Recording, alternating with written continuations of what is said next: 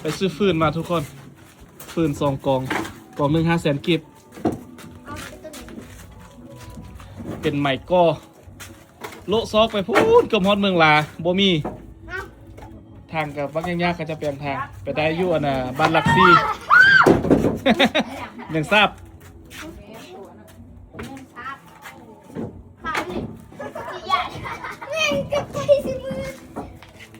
ไปเด้อฝนสิตกแล้วไม้ก้อได้นี่ไปได้อยู่บ้านหลักซี่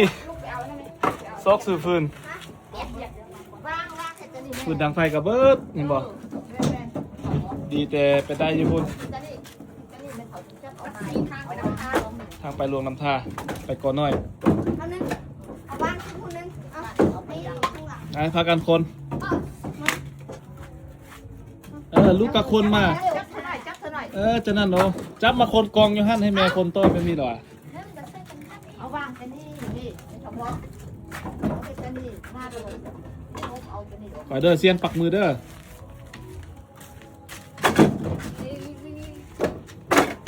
มือเดียวกันแล้วโอ้ป่ากับมืดคึมมา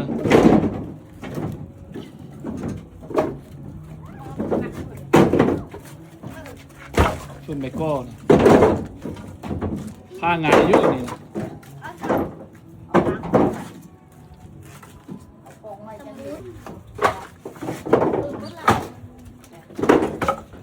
พอดีไปพอดีมี3 กองเนาะเรือ3 กองแล้วเอากองนึงทำบิดเอากองนึงล่ะขี่รถกลับมาเพิ่นรุ่นให้อันน่ะ100,000เนาะกอง500,000เพิ่นรุ่นให้400,000ขี่รถกลับมาคิดได้คิดดีกลับไปเอาตึ้มบัดนี้เราบ่รุ่น เพิ่มขึ้นเดือน50,000ทั้งหมดมี3 กองเนาะคันมีเงินเมื่อกี้เอา3 กองมาเดียวเลยดีโอฟืนมางามๆคันมีเงินเมื่อกี้เอา3 กองมาเดียวเลย